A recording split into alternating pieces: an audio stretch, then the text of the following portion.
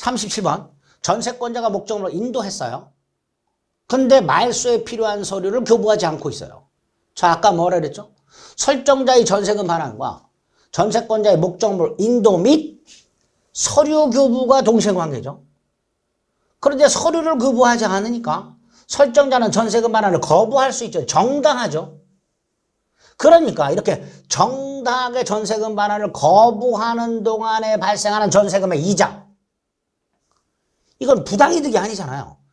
정당하게 반환을 거부하는 동안에 발생하는 이자니까 정당한 이득이죠. 부당한 이득이 아니죠. 이득을 법률상 원인 없이 얻는다. 이게 뭐예요? 부당이득이지. 그런데 이거는 정당하게 거부하는 동안의 이득이니까 부당이득이라고 볼 수가 없다가 되죠. 나중에 전세권자에게 반환할 필요가 없죠.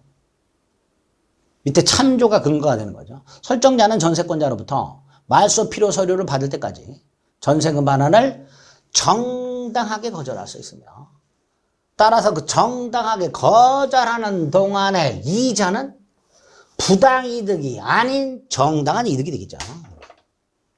37번 옳은 지문이 됩니다. 자, 그 다음에 이제 담보물권이 나왔네요. 그 중에 유치권이 나왔습니다. 유치권의 성립 요건하고요. 아이고야. 유치권자의 권리, 뭐 이런 것들이 핵심이 되죠. 유치권 조문이 일단 이거죠. 타인 물건을 점유하는 자가 물건에 관하여 생긴 채권이 변제기에 있을 때 변제 받을 때까지 점유 반환을 거절할 권리가 있고, 불법 점유인 경우에 유치권이 인정이 안 되니까 적법 점유여야만 유치권이 인정이 되겠죠. 자, 유치권의 성립 요건 중에 첫 번째가 타인 물건이어야 돼요. 자, 여기서 수급인은 건축업자를 말하죠. 수급인이 건물을 완공합니다. 그 완공된 건물은 도급인, 건축주 소유입니다. 그게 원칙이에요.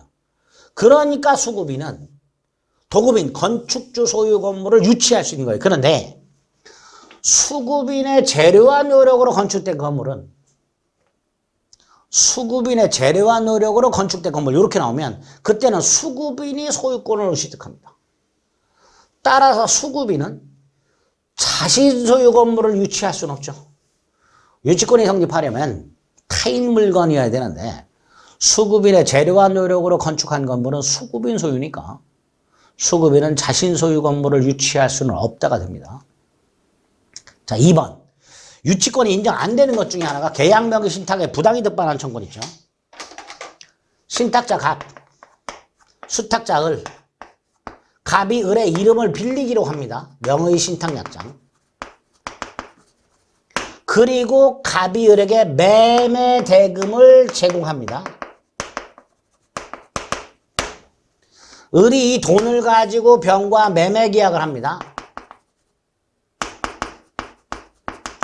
이때 자금을 제공한 갑은 병풍 뒤에 숨어 있고요. 을이 마치 바지사장처럼 매도인인 거예요. 을이 바지사장이라고 생각하셔도 돼요. 얘가 매수인입니다. 자, 이때 갑과 을의 명의상 약정은 무효이기 때문에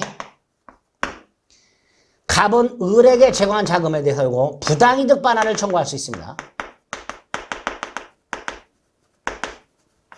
자, 문제는 병이 을에게 등기를 넘겨주고요. 병이, 즉 매도인이, 얘가 매도인이군요. 얘가 매수인이고, 죄송합니다. 을이 매수인입니다. 수탁자가.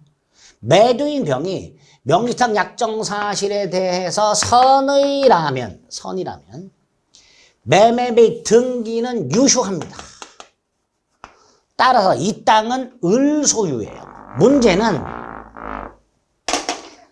갑이 이 땅을 점유 사용하고 있어요. 자, 이 상태에서 나중에 갑과 을이 민법을 공부를 했어요. 민법을 공부했더니 을이 소유자네. 그래서 을이 소유권에 기초해서 땅 내놔 그랬어요. 그랬더니 을이 내가 준 돈 돌려줘. 부당이득 반환을 청구했습니다. 근데 을이 돈을 안 돌려줘요. 이때 갑이 요 매수자금 부당이득 반환 조건에 기초하여 이 땅을 유치할 수 있는가 문제가 생겼고 안 된다라는 거죠. 왜? 갑이 을에게 제공한 이 매수 자금과 땅 사이에는 결련성이 없어요. 유치권이 인정되려면 목적물과 채권 사이에는 결련성이 있어야 돼요. 즉 매수자금 반환 채권이 목적물에 관하여 생긴 채권이어야 돼요. 그런데 이 매수자금이 목적물에 지출한 비용 아니잖아요.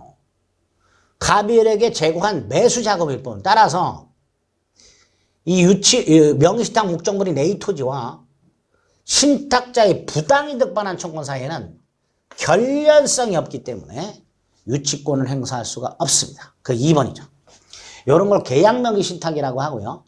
계약명의신탁자 갑이 수탁자 을에게 제공한 매매대금 부당이득 반환 청구할 수 있는데 이걸 피담보 채권으로 하여 명의신탁 부동산에 대한 유치권을 행사할 수는 없습니다. 이 부당이득 반환 청구권과 명의신탁 부동산 사이에는 결련성이 있다 없다? 없다. 유치권 주장하지 못합니다. 참조는 키워드 기억합니다. 권리금이라고 되어 있고요. 보증금이 나와 있죠.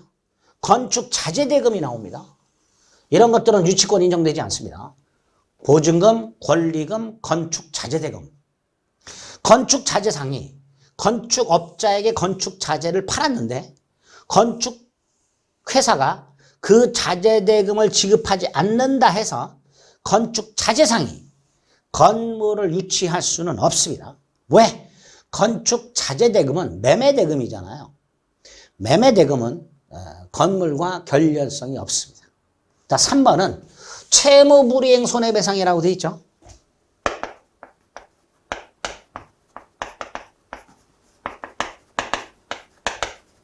요거 유치권 안 됩니다. 그런데 요 채무가 유치권 인정되는 채무. 예컨대 건축 공사대금 채무,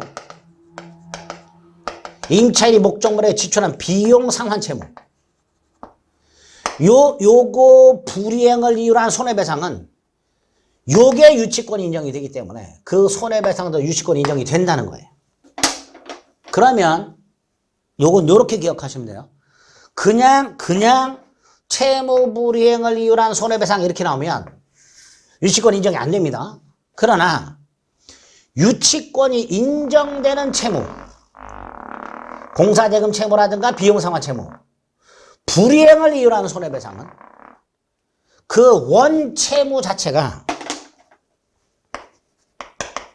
공사대금 채무라든가 비용상환 채무 같은 원채무 자체가 결련성이 있지요. 따라서 그 채무 불이행을 위한 손해배상도 결련성이 있기 때문에 유치권 인정된다. 이렇게 기억하시면 돼요. 노랗게 되어서 노란 부분만 출제되는 경우하고 빨간까지 포함시켜서 출제되는 경우로 구별하시면 돼요. 그럼 3번 뭡니다. 채무불이행 손해배상 채권. 원칙적으로 유치권이 인정이 안 되지만 원채권 채무가 결련성이 있는 경우에는 그 손해배상도 결련성이 있다. 요거 말하는 거죠. 빨간 거. 채무불이행 손해배상은 원래 유치권 인정 안 되지만 원채권 채무가 결련성이 있다면 그 손해배상도 결련성이 있다. 이렇게 되겠죠. 이렇게 구별해서 기억해 주시면 됩니다. 자, 물건, 건물과 원채권 사이에 결련관계가 있다면 그 손해배상도 결련관계가 있다. 유치권 인정된다. 그러나 그런 말 없이 그냥 단순하게 채무불이행 손해배상 청구권이라고 나오게 되면 이때는 유치권이 인정되지 않습니다. 이렇게 구별을 해 주시면 되겠습니다.